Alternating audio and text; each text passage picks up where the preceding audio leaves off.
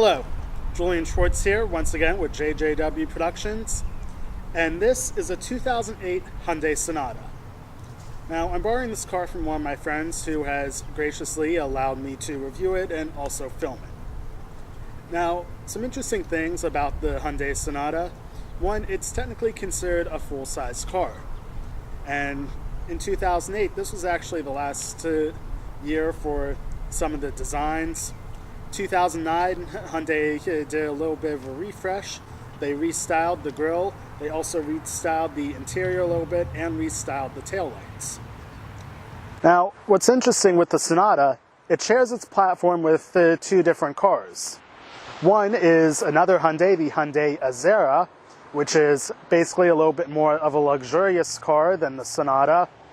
The Azera has a different style grille. It has a slightly more luxurious interior and also restyled tail end as well. But the Sonata also shares its platform with its cousin car, the Kia Optima.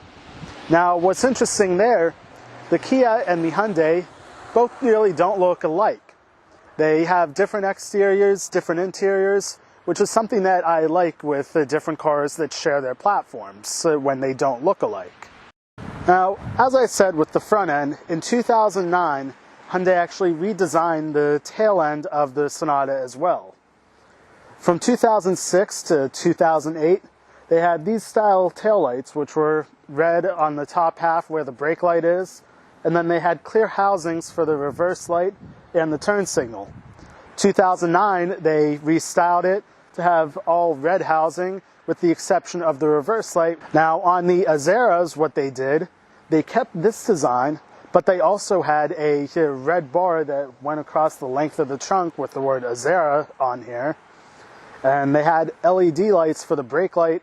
Now, something interesting with the Sonata, it actually borrowed its look from a completely different car, the Honda Accord, which actually uses the same kind of taillight as well as the same refresh on it.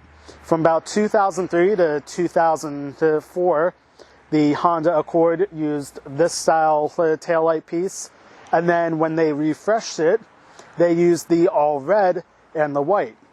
Now, I actually passed by a few Accords when I first noticed this. From the back, I thought they were actually Sonatas, but then I took a closer look and they had the Honda symbol on it instead of the Hyundai. So it's kind of interesting that Hyundai decided to borrow looks from a completely different brand. Now, the interior of the Sonata was actually a lot more luxurious than what I would expect out of a Hyundai. Now, this is partially because this specific car is the highest trim level, the Limited.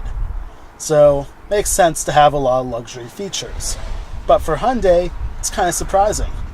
Now, it has leather seats, but it also has heated seats for both the driver and the passenger.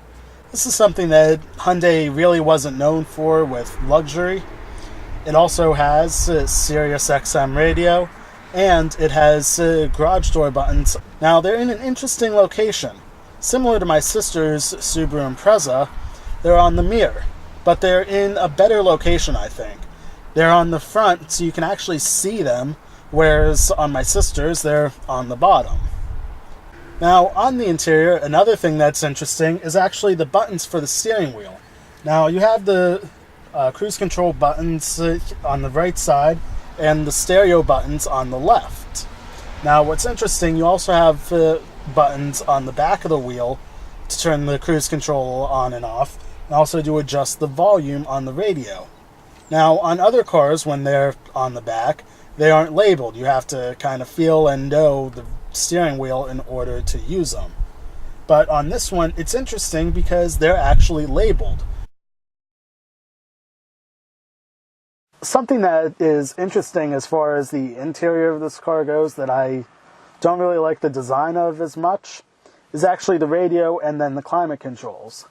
Now, the radio is up on the dashboard, but it's kind of in an interesting place. You have the radio up here, and then you have your vents for your AC in the middle where your radio would usually go. Then you have your clock, and then you have the climate controls at the bottom. Now, on the Azera and also on the refreshed Sonata in 2009, Hyundai fixed this issue. They put the radio in the center and then moved the vents to either side of the radio controls. Now, another interior problem that I have with at least this car, and I've actually noticed it's an issue on a few other Sonatas as well, is actually the interior color.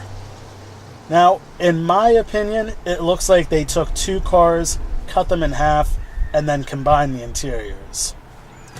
On the bottom half of this car, it is a black interior, and then once you get to the dashboard and the roof, it's beige or tan. It doesn't look right, it doesn't really match, and when I first rode in this car, I was actually kind of confused at the two-tone interior. Now, if it was, say, the bottom half was tan, then the dashboard was black, and then the roof was tan, that would probably be a little bit better. That's actually the more common color for two-tone interior, so not really sure why Hyundai designed this as such. And that is the Hyundai Sonata. So, if you enjoyed this video, please hit that like button down below. If you have not done so already and you wish to do so, please subscribe to my channel to stay updated on future videos and also to see my past car review videos or other past videos. Until next time, I'm Julian Schwartz. Take care.